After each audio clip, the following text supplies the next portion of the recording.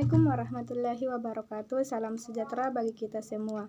Perkenalkan, nama saya Siti Alisa dari Prodi Teknologi Hasil Perikanan STK 120026.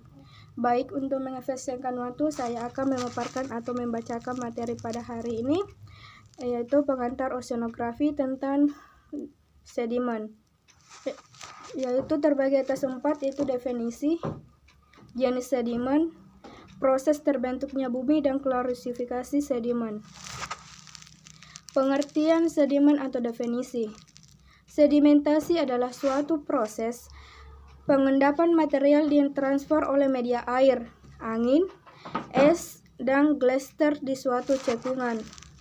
Delta yang terdapat di mulut-mulut sungai adalah hasil dan proses pengendapan material-material yang diangkut oleh air sungai, sedangkan bukit pasir atau sandais yang terdapat di gurun dan di tepi pantai adalah pengendapan dari material-material yang diangkat oleh angin.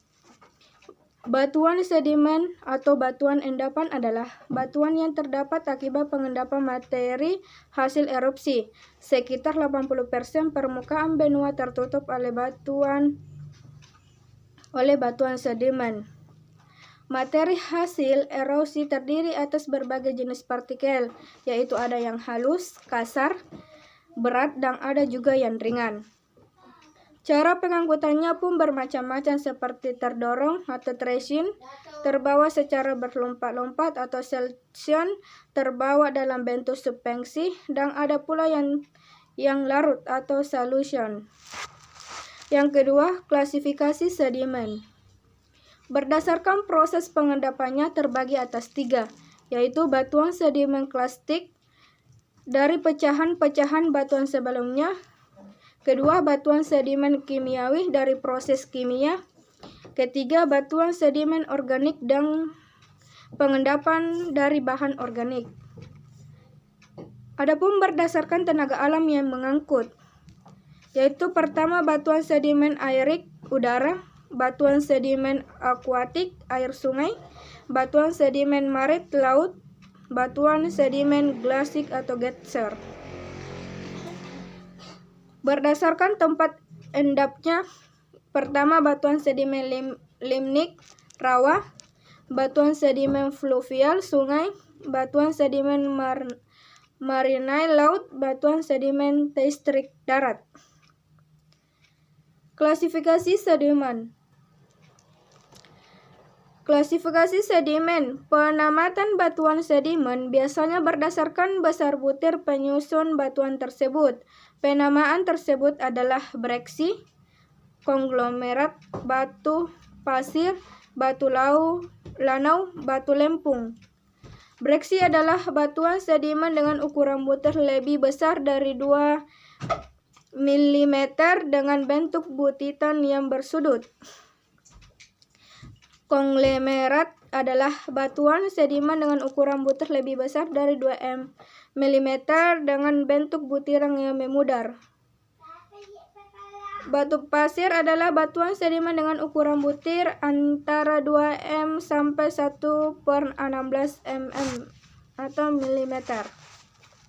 Batu lanau adalah batuan sedimen dengan ukuran butir antara 1/16 mm sampai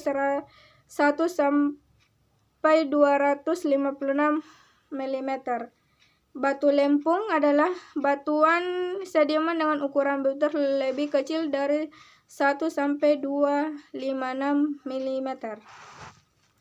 Adapun sedimentasi dapat dibedakan, yaitu sedimentasi air, misalnya terjadi di sungai. Sedimentasi angin biasanya disebut sedimentasi aeolis. Terakhir, sedimen glacier menghasilkan drumlin, moraine, ketless, dan ekstrel. Hasil sedimentasi. Hasil dari sedimentasi ini dapat berupa batuan beraksi dan batuan konglomerat yang terendapkan tidak jauh dari sumbernya. Batu pasir yang diterapkan lebih jauh dari batu breksi dan batuan konglomerat serta lempung yang terendapkan jauh dari sumbernya. Hasil proses sedimentasi di suatu tempat dengan tempat lainnya akan berbeda. Berikut adalah ciri bentang lahan akibat proses pengendapan berdasarkan tenaga pengangkutnya. Ciri bentang lahan akibat proses pengendapan berdasarkan tenaga pengangkutnya yaitu ada 4. Pertama, pengendapan oleh air sungai, pengendapan oleh air laut, pengendapan oleh angin, dan pengendapan oleh glasier. Pengendapan oleh air sungai. Batuan hasil pengendapan oleh air disebut sedimen akuatis.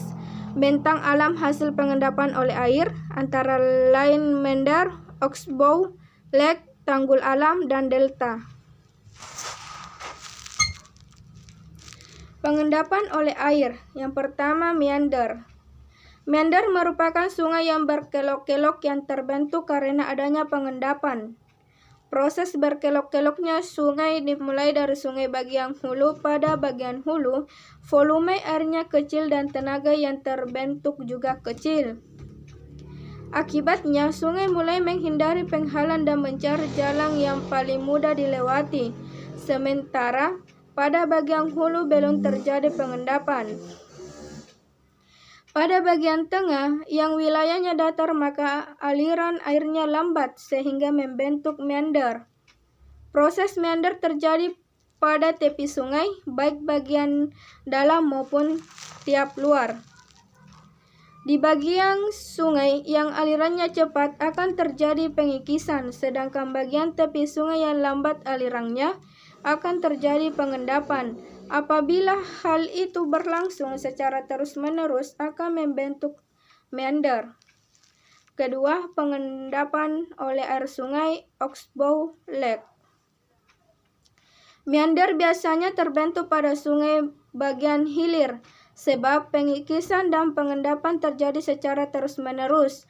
Proses pengendapan yang terjadi secara terus-menerus akan menyebabkan kelokan sungai terpotong dan terpisah dari aliran sungai, sehingga terbentuk oxbow lake atau disebut juga sungai mati.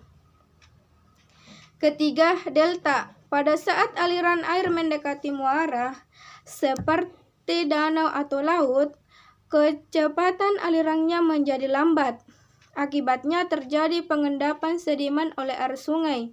Pasir akan dihadapkan, sedangkan tanah liat dan lumpur akan tetap berangkat oleh aliran air. Setelah sekian lama akan terbentuk lapisan-lapisan sedimen. Akhirnya lapisan-lapisan sedimen membentuk daratan yang luas pada bagian sungai yang mendekati muaranya dan membentuk delta. Pembentukan delta harus memenuhi beberapa syarat. Pertama, sedimen yang dibawa oleh sungai harus banyak ketika akan masuk laut atau danau. Kedua, arus di sepanjang pantai tidak terlalu kuat. Ketiga, pantai harus didangkal. Contohnya bentang alam ini adalah delta Sungai Musi, Kapuas, dan Kali Berantas. Pada gambar yang ini menunjukkan. Keempat, tanggul alam. Apabila terjadi hujan lebat, volume air meningkat secara cepat, akibatnya terjadi banjir dan air meluap hingga ke tepi sungai. Pada saat air surut, bahan-bahan yang terbawa oleh air sungai akan terendapkan di tepi sungai. Akibatnya terbentuk suatu daratan di tepi sungai.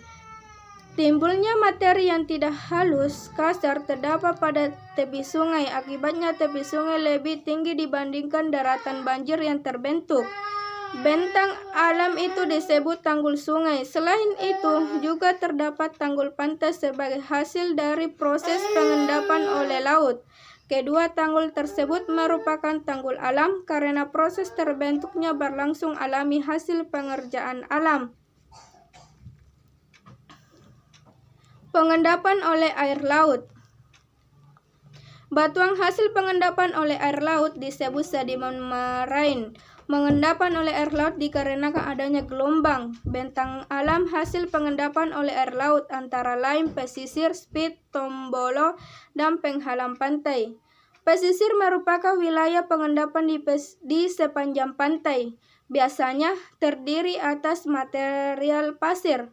Ukuran dan komposisi materi di pantai sangat bervariasi tergantung pada perubahan kondisi cuaca, arah angin, dan arus laut. Arus pantai mengangkut material yang ada di sepanjang pantai. Jika terjadi perubahan arah, maka arus pantai akan tetap mengangkut material ke laut yang dalam. Ketika material masuk ke laut yang dalam, terjadi pengendapan material. Setelah sekian lama, terdapat akumulasi material yang ada di dalam permukaan laut. Akumulasi material itu disebut speed. Jika arus pantai terus berlanjut, speed akan semakin panjang. Kadang-kadang speed terbentuk melewati teluk dan membentuk penghalang pantai atau barrier beach. Apabila di sekitar speed terdapat pulau, maka speed tersambung dengan daratan sehingga membentuk tombolo. Sedimen hasil pengendapan oleh angin disebut sedimen aeolis. Bentang alam hasil pengendapan oleh angin dapat berupa gumuk pasir atau sandstone.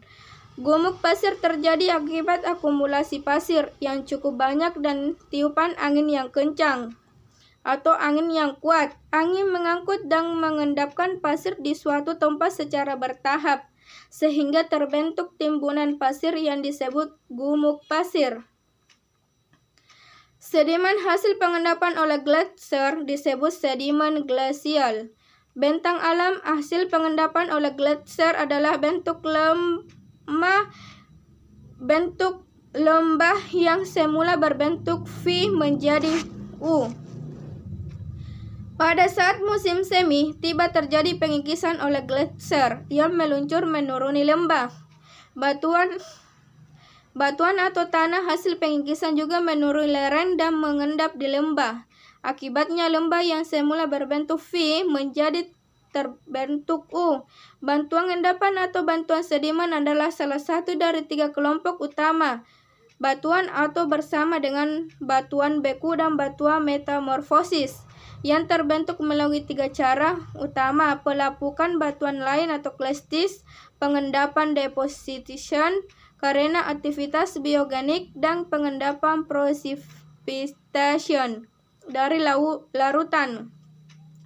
Jenis batuan umum seperti batu kapur, batu pasir, dan lem pun termasuk dalam batuan endapan. Batu endapan meliputi 75% dari permukaan bumi.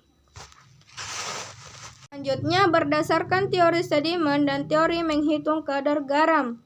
Pertama, teori sedimen. Pengukuran usia bumi didasarkan atas perhitungan tebal lapisan sedimen yang membentuk batuan dengan pengetahuan ketebalan lapisan sedimen rata-rata yang terbentuk tiap tahun dan membandingkan dengan tebal batuan sedimen yang terdapat di bumi sekarang ini, maka dapat dihitung umur lapisan tertua kerak bumi. Berdasarkan perhitungan semacam ini, perkirakan bumi terbentuk 500 juta tahun yang lalu. Berdasarkan teori sedimen dan teori menghitung kadar garam, diasumsikan bahwa saat bumi berumur 0, kadar garam dari laut dan sungai adalah sama, yaitu sama-sama air tawar. Lalu diukir dalam waktu tertentu jumlah garam yang dibawa oleh sungai ke laut. Pengukuran dilakukan bisa dengan mengambil beberapa sampel dari hulu, badang, dan hilir sungai untuk melihat berapa banyak penambahan mineral garam dari lingkungan atau tanah dan pasir yang dilewati. Setelah mengetahui berapa banyak garam yang dibawa oleh sungai, kemudian hitung berapa banyak garam yang dikandung oleh laut saat ini. Dari 2 data tersebut bisa dihitung perkiraan usia bumi, yaitu klasifikasi sedimen berdasarkan ukuran butir. Bisa dilihat pada gambar tersebut. Itu pada slide ke 21. Itulah tadi materi yang saya bawakan atau bacakan, kurang lebihnya mohon dimaafkan. Wabillahi taufiq wal hidayah. Wassalamualaikum warahmatullahi wabarakatuh.